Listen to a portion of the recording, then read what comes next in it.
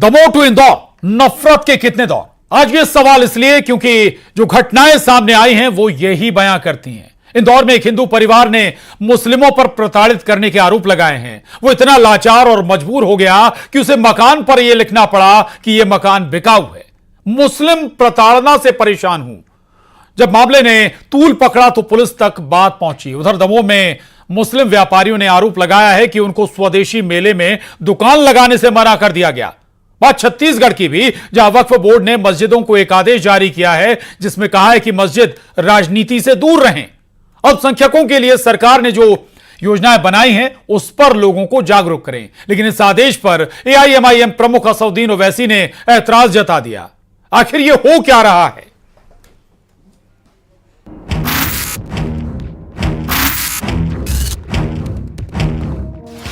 Damoh to Indore, नफरत के कितने दौर।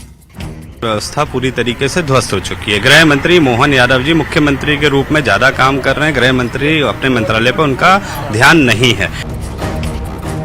कांग्रेस ने सदैव ही इस प्रकार से हिंदुओं के विरुद्ध षड्यंत्र करने वाले तत्वों को समर्थन देने का काम किया है और आज भी कांग्रेस उनके साथ ही खड़ी नजर आएगी। और प्रताड़ना से परेशान, बिकाऊ है मकान। देखिए, नफरत की सियासत ने देश का माहौल इस कदर खराब कर दिया है, देश के भाईचारे में इतना बिगाड़ कर दिया है कि हर चीज में हिंदू मुस्लिम किया जा रहा है। जहां हिंदू बहुल क्षेत्र है वहां तो मुस्लिम परिवार आराम से रह लेता है, परंतु जहां पर मुस्लिम बहुल क्षेत्र है वहां पर हिंदू परिवार को रहना बड़ा दुर्भर हो गया है। उज्जैन में भी ऐसे कई स्थान है। वक्फ बोर्ड का फरमान, भड़के ओवैसी, नया घमासान। ऐसे तेजस्वी ओजस्वी भाषण देने से समाज का नुकसान हो रहा है। यहाँ पर छत्तीसगढ़ में छत्तीसगढ़ सरकार को क्या करना है ये ओवैसी जी नहीं बताएंगे। नफरत के बीच कौन बो रहा है? इंदौर में एक हिंदू परिवार क्यों अपना मकान बेचने को तैयार हुआ? आखिर क्यों उसे इतना प्रताड़ित किया गया कि वो पुलिस के सामने भी कुछ कहने से डर रहा है? दमोह में एक मेले में मुस्लिम व्यापारियों को निकाल दिया गया। ओवैसी मजहब के नाम पर जहर घोल रहे हैं। आखिर ये चल क्या रहा है? आज इसी पर करेंगे महा डिबेट में चर्चा। आखिर देश में क्यों दो समुदायों के बीच खाई बनाई जा रही है? कहीं ये खाई इतनी गहरी ना हो जाए जो कभी भर ही ना पाए। सियासत के भंवर में हिंदू मुस्लिम के सहारे राजनीति के निशाने लगाए जा रहे हैं। आज इसी पर करेंगे महा डिबेट में चर्चा, लेकिन पहले नजर डाल लेते हैं आज के सवालों पर। और हमारे आज के बड़े सवाल हैं, क्या मुस्लिम बाहुल्य एरिया में हिंदू हैं प्रताड़ित? ये पहला सवाल है। दूसरा सवाल, हिंदू मुस्लिम खाई क्यों हो रही और गहरी? तीसरा और आखिरी सवाल हमारी आज की चर्चा का, क्या आपस में लड़ाकर सियासत है साधना? इन तीनों सवालों के इर्द गिर्द हम अपनी चर्चा को आगे बढ़ाएंगे, लेकिन सबसे पहले आपको उन मेहमानों से मिला देते हैं जो इस बड़ी चर्चा का, महा डिबेट का हिस्सा हैं। डॉक्टर राम पांडे जी, प्रवक्ता कांग्रेस, अजय यादव जी, बीजेपी प्रवक्ता, आप दोनों का बहुत स्वागत है। साध्वी प्रज्ञा भारती जी हैं, हिंदू धर्मगुरु, आपका भी बहुत स्वागत है। साजिद रशीदी साहब हैं, मौलाना है, आपका भी बहुत स्वागत है। और राजनीतिक विश्लेषक राकेश गोयल जी हमारे साथ इस चर्चा में हैं, आप सभी का बहुत स्वागत है। साजिद रशीदी जी, सबसे पहले आपके पास आऊंगा। बहुत सारे मामले हैं और केवल आज का मामला नहीं, बहुत सारे पुराने मामले अगर हम उठाने को बैठेंगे तो एक लंबी फहरिस्त हो जाएगी, जहां हिंदू मुस्लिम लगातार विवादों में ये चर्चाएं आई हैं दोनों समुदायों से जुड़ी हुई। लेकिन सवाल यह है कि जहन में, दिलों में ये नफरत, हिंदू हो या मुस्लिम, ये नफरत घोल कौन रहा है? रशीदी जी। देखिए प्रशांत भाई जी, एक चीज अच्छी तरह समझ लीजिए जी। एक मिसाल मशहूर है कि सोते हुए आदमी को जगाया जा सकता है, लेकिन जो आदमी जागा हुआ आंख बंद करके लेट जाए उसको जगाना मुश्किल है।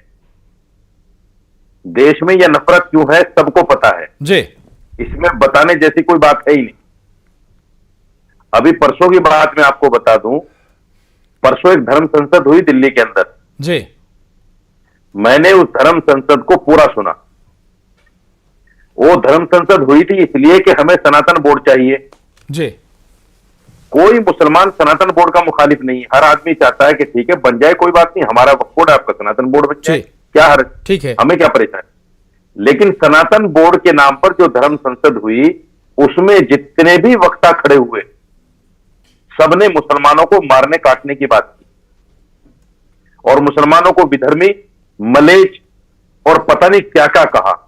जी, मैं आपको बयान सुनवा भी नहीं सकता। यहां तक कहा कि मुसलमानों से व्यापार और मुसलमानों से व्यवहार बिल्कुल करना बंद कर दो, यानी उनसे बोलचाल तक ना हो, उनसे कोई चीज खरीदो फरोख्त ना हो। मैंने कुछ बयान कोड किए हैं जी, ये मेरे पास है, मैं सुना नहीं सकता आपको। इतने गंदे और इतने घटिया बयान हैं। आप मुझे बताइए, मैं एक धार्मिक आदमी हूं, अगर मैं किसी हिंदू के खिलाफ या किसी हिंदू धर्म के खिलाफ बुरी बात करूंगा तो मेरी सोसाइटी के ऊपर क्या असर पड़ेगा उसका? जो लोग मेरे पैरोकार हैं, मुझे मानने वाले हैं, यकीनी तौर पर हिंदुओं के खिलाफ नफरत आएगी उनके मन में। तो जितने भी सन्यासी हैं, सनातन को मानने वाले सन्यासी यहाँ धर्म संसद में आए थे, जब वो सारे खड़े होकर ये कहेंगे कि ये मलेच हैं, आतंकवादी हैं, इनको मारना चाहिए, इन पे खरीदो फरोख्त बंद कर दो, इनसे मिलना जुलना बंद कर दो, तो जो उनके अनुयायी हैं, जो उनके मानने वाले हैं, जो उनको समझते हैं कि हमारे गुरु हैं, पीर हैं, जिससे हैं, ठीक तो है। वो क्या साध्वी प्रज्ञा जी, पूरी बात आपने सुन ली होगी। सनातन बोर्ड आप लोग मांग कर रहे हैं, उसी पर सीधा सवाल रशीदी साहब उठा रहे हैं। आखिर जो इस वक्त स्थिति है, एक लाइन में वो कहना चाहते हैं कि आखिर जिम्मेदार है कौन? प्रज्ञा भारती जी। बात ये है प्रशांत जी। जी, दुख होता है जब हमारे देश को हिंदू और मुस्लिम में बांटा जाता है। कौन है वो लोग जो हिंदू और मुस्लिम कर रहे हैं? हम तो नहीं करते हिंदू मुस्लिम, ना हमें करने के लिए मजबूर और प्रेरित किया जाए, क्योंकि अगर कुछ लोग हैं जो देश को बांटना चाह रहे हैं, जो कट्टरवादिता को फैला रहे हैं, हमें उन्हें आइडेंटिफाई करना होगा और सामूहिक रूप से उनका बहिष्कार करना होगा। क्योंकि प्रशांत जी, यहाँ पर इंटेंट हमारा भी साध्वी अच्छा जी, है। रशीदी जी तो इशारा कर रहे हैं, अभी हाल ही में वो संसद, धर्म संसद बैठी थी और उसमें सनातन बोर्ड की मांग उठी, लेकिन चर्चा का विषय क्या था वो तक जिक्र कर गए वो, उस पर एक रिएक्शन जरूर है। मैं उस पर आ रही हूँ प्रशांत जी। देखिए, सबसे पहली बात है, ये गलत कह रहे हैं Rashidi ji. Let me just say it and let me complete it. क्योंकि जब इनकी बड़ी बड़ी बैठकें होती है ना, मैं उन बैठकों का नाम नहीं लूंगी, सबको पता है। देवबंद में बैठक हुई, सहारनपुर में बैठक हुई, और उन बैठकों में क्या चर्चा हुई थी? आपको अजमेर शरीफ वाला केस याद है, जब उन्होंने हमारे देवी देवताओं का अपमान किया था और ये बोला था सारे हिंदू भाई बहनों को बॉयकॉट कर दो, एक भी दुकान से सामान नहीं खरीदेगा।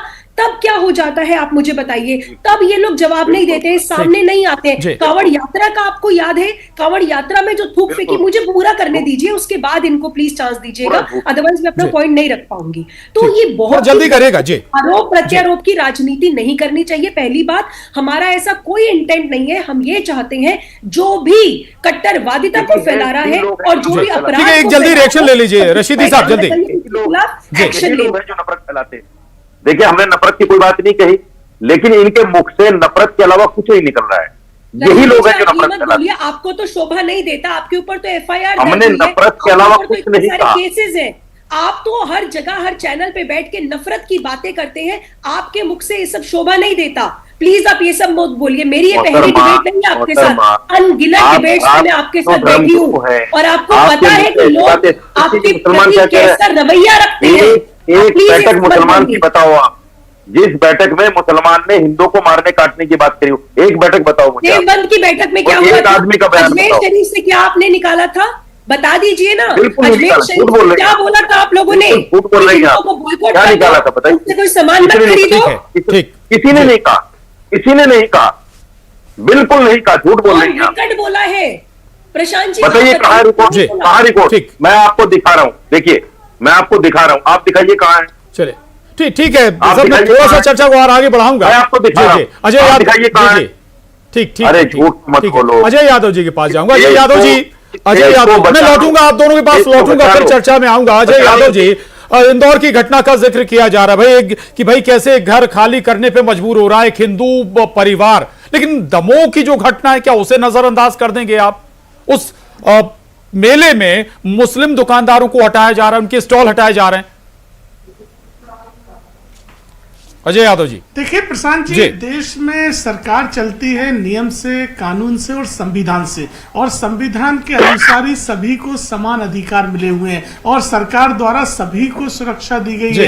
कोई नहीं कह सकता कि सरकार की योजनाओं से लेके सरकार के नियम कायदों में कभी कोई भेदभाव किया गया हो, चाहे गरीब कल्याण की योजनाएं हो, चाहे सुरक्षा देने की बात हो, चाहे जीवन यापन के लिए आगे बढ़ने के अवसर देने की बात हो, कहीं किसी तरह का भेदभाव कभी सरकार के द्वारा नहीं किया गया। दमोह में जो हो रहा है उस पर बताइए ना अजय यादव जी। अगर किसी देखिए स्पष्ट तौर पर मैंने आपसे कहा कि दमोह हो चाहे इंदौर का घटनाक्रम हो, ये ऐसे घटनाक्रम है जिन पे समाज को भी रोशनी डालना पड़ेगी और इसके लिए वो तत्व जिम्मेदार हैं जो समाज में गलत को गलत कहने से पीछे हटते हैं। इंदौर में अगर कोई दिवाली मनाने से रोके, पटाखा फोड़ने से रोके, तो उनकी आलोचना करने से बचने वाले राजनीतिक दल इसके लिए जिम्मेदार है। गजवाए हिंद के बैनर लगाने वालों का समर्थन करने वाले जिम्मेदार हैं और साथ ही 15 मिनट का समय दे दें ऐसे बयानों का जो समर्थन करते हैं, जो ऐसे बयानों के खिलाफ बात नहीं करते हैं, वो इसके लिए जिम्मेदार हैं।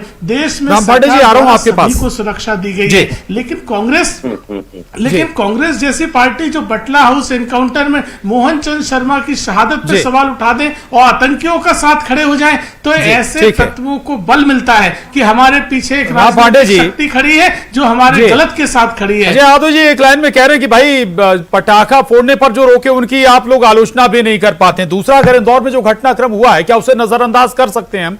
एक परिवार अगर इस बात के लिए मजबूर हो जाए कि उसे अपना घर बेचना पड़े। जी मुझसे सवाल पूछा गया है। बिल्कुल बिल्कुल आपसे ही सवाल है। तो कांग्रेस तो गुंडों के विरोध में है, अपराधियों के विरोध में है और जो भी कट्टरवादी हैं उनके विरोध में है। और मैं तो मुस्लिम धर्म के लोगों से भी कहूंगा कि आपके धर्म में जो कट्टरवादी लोग हैं आप उनका विरोध कीजिए, और मैं हिंदू धर्म के लोगों से भी अपील करता हूं कि हिंदू धर्म में जो कट्टरवादी लोग हैं उन हिंदुओं को उनका विरोध करना चाहिए। अब क्या है कि भारतीय जनता पार्टी जो है वो अपराधियों का, कट्टरवादियों का समर्थन करती है, वहीं मुस्लिम धर्म में भी कुछ लोग कट्टरवादी और अपराधियों का समर्थन कर देते हैं और बदनाम हिंदू धर्म और मुस्लिम धर्म हो जाता है। अब देखिए ये पोस्टर लगा दिया, उससे मुस्लिम धर्म बदनाम हो गया। झांसी में 11-12 बच्चों की मृत्यु हो जाती है, एक मुस्लिम लड़के ने अपनी जान पर खेलकर और हिंदू बच्चों को बचाया वहां, और मुख्यमंत्री आदित्यनाथ योगी जी महाराष्ट्र भाग गए। मतलब हिंदुओं के नाम पर एक तरह से योगी आदित्यनाथ वहां कलंक निकले और मुस्लिम ने हिंदुओं को बचाया। वहीं इंदौर की घटना मुस्लिमों को ऊपर उंगली उठाती है। अब्दुल कलाम आजाद भी जो हमारे देश के राष्ट्रपति रहे वो भी मुसलमान थे। जी साध्वी जी कहना चाहती हैं कुछ? ऐसी भाषा का प्रयोग नहीं करेंगे, please tell him not to use. अभी तो आप कह रही थी बीच में मत बोलिए, अभी आप ही ने कहा था बीच में मत बोलिए, अभी आपने कहा था बीच में मत बोलिए, अब आप ही बीच में बोल रही हैं। आप कैसे संत हैं? आपको किसने संत बना दिया? फर्जी संत हो आप। आपको किसने बना दिया? आप बीच में मत टोकिए, कोई संत बीच में नहीं बोलता है।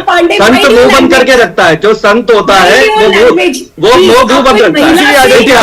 आप फर्जी संत है, आप संत नहीं है। संत राजनीति में नहीं आते, जो ख्याल रखने आ रहा है वो संत नहीं है, जो टीवी पर आ रहा है वो संत नहीं है, वो फर्जी संत है। संत होता है वो भजन करता है, पूजन करता है, शांति का उपदेश देता है। इस शांति का जो संदेश देते हैं, भाईचारे का संदेश देते हैं, वो चर्चा करें। जो टीवी पर आकर राजनीति करते हैं वो फर्जी संत होते हैं, जो बीच में टोकते हैं वो फर्जी संत होते हैं। आप बीच में टोक रही है, आप फर्जी संत है। आप मुंह बंद करिए, बीच में बोलने का अधिकार नहीं है आपको। जब उन्होंने बीच में बोला तो आपने कहा बीच में मत बोलिए। जब मैं अपनी बात कर रहा हूँ तो आप बीच में क्यों बोल रहे हैं? इसी का मतलब है आप फर्जी संत है। आप चुप रहिए, आपको बोलने का अधिकार नहीं है। आप यदि पूजा पाठ कीजिए, प्रवचन कीजिए, धर्म का काम कीजिए, आप पूजा तो करती नहीं है। आप संतों का काम नहीं करती है, शांति का उपदेश नहीं देती है।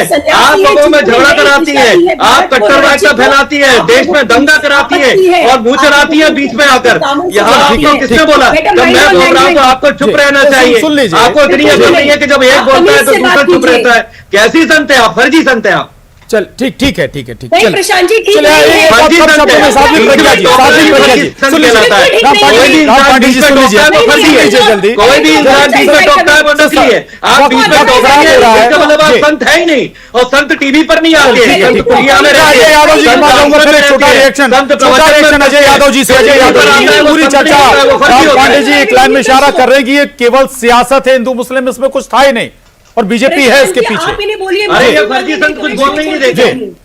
ये अपमान बर्दाश्त अजय यादव जी देखिए प्रशांत जी तथ्यों से कोई मुंह नहीं मोड़ सकता है। राम पांडे जी ने कहा कि आतंकी घटनाओं का समर्थन कौन करता है। मैं कोट करता हूं, 2009 केंद्र में कांग्रेस की यूपीए सरकार, बटला हाउस एनकाउंटर आपकी सरकार ने किया और आपके नेताओं ने शहीद पुलिस के सिपाही पर सवाल उठाए। सोनिया गांधी के 2 दिन तक आंसू नहीं रुके उस शहादत के ऊपर और दिग्विजय सिंह जैसे लोग आतंकियों के साथ खड़े हो गए। मध्य प्रदेश की घटना ले लीजिए, छतरपुर में एक उपद्रवी तत्व जो पुलिस पे हमला करे, उस पर जब हमने एक्शन लिया तो कांग्रेस के नेता पुलिस से लेके न्यायालय तक के ऊपर सवाल उठाने लगे। तो प्रमाणित है कि आतंकियों के साथ आप खड़े हैं। शाहबानो वाले मामले में आपने तो मुस्लिम तुष्टीकरण के मामले में दुनिया में ऐसा कोई उदाहरण नहीं होगा जिस तरह का कृत्य आप करते हैं। तो ये कांग्रेस पार्टी का वो नकारा और निकम्मा नेतृत्व है जो देश में आज इस अराजकता के लिए जिम्मेदार है, क्योंकि कांग्रेस पार्टी ऐसे अराजक तत्वों को संरक्षण देती है। बहुत सारे ऐसे मामले बहुत कुछ बह गया है, कांग्रेस का नेतृत्व उनके साथ खड़ा है, कांग्रेस का नेतृत्व उनके साथ खड़ा है, इसलिए ऐसे लोग सिर उठाते हैं। इसके लिए कांग्रेस का नेतृत्व जिम्मेदार है। चलिए ठीक है राकेश गोयल जी, बहुत सारे मामले सामने आए हैं। अभी आज के अगर हम जिक्र करें 2-3 ऐसे मामले थे जिन पर चर्चा, और एक और मामला छत्तीसगढ़ से सामने आया था जहां मस्जिदों के लिए वक्फ बोर्ड के जरिए कहा गया कि भाई उन योजनाओं का ख्याल करें या उन योजनाओं का प्रचार करें जो स्पेसिफिक अल्पसंख्यकों के लिए। तो उस पर AIMIM प्रमुख को दिक्कत हो गई। सब ये सवाल ये कि आखिर दिक्कत क्या होती है, इंदौर का मामला कैसे नजरअंदाज किया जा सकता है। थोड़ा हम और पीछे जाएंगे, उत्तर प्रदेश में चले जाएंगे तो कैराना का मामला है, मुजफ्फरनगर का मामला है। क्या वाकई एक समुदाय जिम्मेदार है इसके लिए? देखिए प्रशांत जी, मैं थोड़ा सा टाइम लूंगा। रशीद जी ने कहा कि ऐसा कोई हमारे मस्जिदों से नहीं कहा जाता। मैं आपको उदाहरण दे देता हूँ। 15 मिनट की बात भी ओवैसी, छोटे ओवैसी ने की। पश्चिम बंगाल के अंदर हिंदुओं को समुद्र के अंदर काट के बहा देने की बात भी किस पार्टी ने की और उसमें उनके नाम क्या हैं, वो किस मजहब से वो रिलेटेड है, वो सब जानते हैं। कश्मीर के अंदर मस्जिदों से नारे लगाए गए, आवाज दी गई और हिंदुओं का कत्लेआम किया गया, वो भी मस्जिदों से ही किया गया। तो ये जो नफरत जो फैलाने का काम किया है, चाहे हम गुजरात का गोधरा कांड देखें, एक तरफा हिंदुओं को जो निशाना बनाने का जो कार्य किया है वो किया गया है। और केरल के अंदर हिंदुओं के जो हमारी हम कहते हैं गौ माता है, उसके सरेआम उसको जिला कर दिया वहां पे सड़क के ऊपर ही, और उसके मांस को भक्षण करते हुए दिखाया गया, ऐसे वीडियोज आए। तो ये एक जो समुदाय है दूसरे को भड़काने का कार्य करता है। और जो धर्म संसद की बात कर रहे थे, उस धर्म संसद को मैंने भी ज्वाइन किया था। वहां से ऐसे हर, जैसे बोला रशीद जी ने, हर धर्म गुरु ने ऐसी बातें करी है। ऐसा किसी धर्म गुरु ने किसी मुसलमान को मारने काटने की बात नहीं करी। हाँ, उन्होंने ये जरूर कहा 1-2 लोगों ने कि जो अपनी पहचान छुपाकर अपना फूड प्रोडक्ट इस तरीके से बेचते व्यापार करते हैं, उनका बहिष्कार किया जाए, ताकि एक आदमी को, मेरा अधिकार है उपभोक्ता के होने के नाते, मुझे पता हो मैं किससे सामान खरीद रहा हूं। तो ऐसा नहीं है। और जहां तक बात है, ये जो जिस तरीके से मकान बेचने के मुद्दे आए हैं, लेकिन ये स्थिति आई क्यों राकेश गोयल जी कि हमें ये बताना पड़े कि कौन सामान बेच रहा है, कौन खरीद रहा है? देखिए ये भरोसा खत्म हुआ ना। ये भरोसा हमेशा से खत्म नहीं हुआ। ये पहले था, हम लोग भी लेते थे, सब सामान लेते थे, फ्रूट लेते थे, कोई कटिंग कराता था, कोई अपने रोजमर्रा की चीजें खरीदते थे। पर जब कुछ ऐसे वीडियो आए, हर चीज में थूक, हर चीज में पेशाब, हर चीज में कुछ इस तरीके की नकारात्मक चीजें जब सामने आई, तो एक जो है उनका विश्वास जरूर डगमगाया है। साहब कुछ कहना चाहते हैं? रशीदी साहब जी।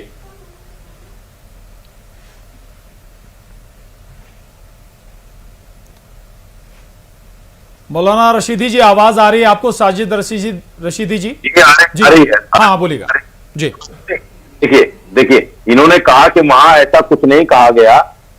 मैं आपको नाम तोड़ करके कहता हूं और आपको वीडियो भेज दूंगा, उसमें सुन लीजिएगा। क्या सब धर्मगुरु ने बोला था? आपने कहा सब, आपने सब धर्मगुरुओं पे हाथ उंगली उठाई, सब धर्मगुरुओं ने नहीं बोला रशीदी जी। इस तरीके से आप बरगलाओ मत, अपने आप भी समाज में फूट डाल रहे हो।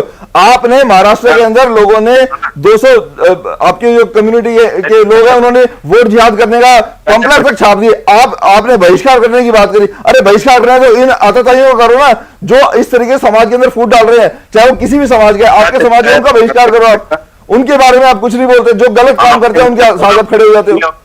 बीच में मेरा मोबिलिटी कर रहे हैं मेरी, ये क्या तरीका है डिबेट का भाई? सुनिए आराम से, आप झूठ फैलाएंगे, हम बात भी ना करें, हम ऑब्जेक्शन भी ना करें। सुन लीजिए, चले ठीक है। रशीदी जी जल्दी कम शब्दों में बात पूरी करिए। एक गंगा स्वामी करके हैं, उन्होंने बोला कि सारी मस्जिदें तोड़ के देखो, उनके नीचे भगवान की मूर्तियां मिलेंगी और सारे इतनी हमारे अंदर इतनी ताकत है कि हम सारे मलेच्छों को खत्म कर सकते हैं, मुसलमानों से कुछ ना खरीदो। भैयू जी महाराज है, उन्होंने कहा है कि मुसलमानों ने हमारी जमीनों पर कब्जा कर लिया, हमारे देव स्थानों को छीन लिया, मुसलमान विधर्मी है और इनके मुंह पर डंडे मारो। एक अभयदास जी महाराज है, इन्होंने कहा कि मुसलमानों से व्यवहार और व्यापार करना बिल्कुल बंद कर। राजीव दास ने कहा कि चादर और फादर वाले बीजेपी को वोट नहीं देते, अगर हिंदू सेकुलर हो जाएगा तो कैसे काम चलेगा। पंडित प्रदीप शर्मा है, उन्होंने कहा कि कितने सनातनियों के घर में तलवार है, डंडे हैं और जितने लोग औजार होने चाहिए। सियासत में कौन सा दल वोट पोलराइज करने की कोशिश नहीं करता है, और ये केवल एक दल से जुड़ा हुआ मामला नहीं है जी, एक दल से जुड़ा हुआ मामला नहीं है। मैं फिर आऊंगा आपके पास लौट के, राम पांडे जी के पास जाऊंगा। राम पांडे जी, ये सारी बातें आप सुन भी रहे हैं, इसमें पूरी बार जो बात कही जा रही है कि वो विशुद्ध तौर पर सियासत है। क्या कांग्रेस एक पक्ष के वोट पोलराइज करने की कोशिश नहीं करती? इस पर रिएक्शन। दूसरा सर, ये जरूर है कि जो इससे पहले आप चर्चा में आइडेंटिटी पर सवाल उठा रहे थे, कम से कम उस तरह की चर्चा तो नहीं होनी चाहिए। राम पांडे जी, आपने देखा होगा इस डिबेट में कि जो बीजेपी समर्थक लोग हैं वो डिबेट को डिस्टर्ब करना शुरू करते हैं। कांग्रेस समर्थक जो लोग हैं वो शांति से अपनी बात कहते हैं और चुप रहते हैं। तो ये सबका धर्म नहीं है कि जब एक बोल रहा है तो उसको बोलने दिया जाए, दूसरा उसको बीच में ना टोके। और अभी जो मुझे सुन रहे हैं डिबेट में, उन सबका धन्यवाद कि मुझे बोलने दिया जा रहा है।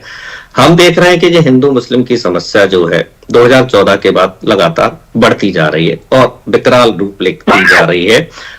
डेली कहीं ना कहीं घटनाएं हो रही हैं, लेकिन इसके समाधान के लिए कोई प्रयास कर रहा है क्या प्रधानमंत्री ने कोई मीटिंग ली? क्या सारे विपक्षी दलों को बुलाया? क्या सारे धर्मों के लोगों को बुलाया? क्या मध्य प्रदेश के मुख्यमंत्री ने ऐसी कोई मीटिंग की कि ये हिंदू मुस्लिम की समस्या बढ़ती जा रही है, इसको दूर की जाए? क्या इस पर कोई डिबेट हुई? आपने सवाल उठा दिया राम पांडे जी, वक्त थोड़ा कम है, एक रिएक्शन ले लेते हैं अजय यादव जी का। अजय जी, वो तो कई बार बोल चुके जी। नहीं, आपकी इस बात पे कुछ कहना चाहते हैं? कांग्रेस के प्रवक्ता कह रहे हैं दंगों की बात, बिल्कुल दंगों की बात कह रहे हैं। तो जब कश्मीर में लाखों कश्मीरी पंडित भगाए गए तब किसकी सरकार थी? उसको आप दंगा नहीं गिनते? हमला होता है। जब भागलपुर में दंगे होते तब किसकी सरकार थी? राम पांडे जी, अभी तो आपको बीच में डिस्टर्बेंस पसंद नहीं था और आप बौखला गए। अब आप सुनने का भी सही नहीं है। बाबरी मस्जिद विध्वंस किसकी सरकार में हुआ? देश भर में आग लगाई तो किसने लगाई? अरे कांग्रेस पार्टी में कोई भी सनातनी नहीं रह सकता। ये आतंकियों की सरकार है, आतंकियों की पार्टी है कांग्रेस पार्टी। कांग्रेस पार्टी आतंकियों की पार्टी है, इसलिए कांग्रेस पार्टी में कोई भी आदमी जो राष्ट्रवाद के साथ होगा, सनातन के साथ होगा, वो नहीं रह सकता। कांग्रेस पार्टी आप इंदौर का मामला उठता है, लेकिन क्या बाकी जो बयान आते हैं, बड़े बड़े संतों के बयान आते हैं कि भाई मुस्लिमों से कुछ ना खरीदा जाए, क्या वो सही था? क्या वो ठीक है? साध्वी प्रज्ञा भारती जी, लगाने की राजनीति करते हैं।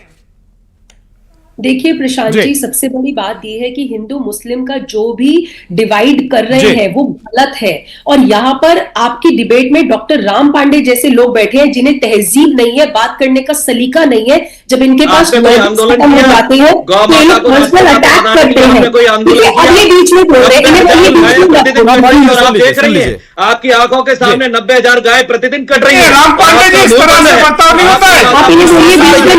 वो भी महिला है,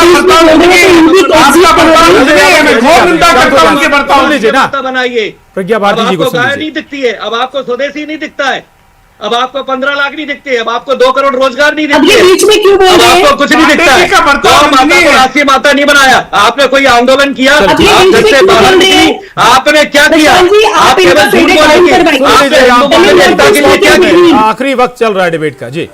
ये कांग्रेस पार्टी केवल आतंकियों के साथ खड़ी है, बंटवारे की राजनीति में अपना लाभ ढूंढती है और केवल इसीलिए समाज सौहार्द खराब करने का काम कांग्रेस पार्टी और कांग्रेस के नेता कर रहे हैं। पूरी चर्चा पर आपका रिएक्शन 10 सेकंड जी। भारत जोड़ो न्याय कांग्रेस के अंदर कांग्रेस को कह दिया राहुल गांधी मुसलमानों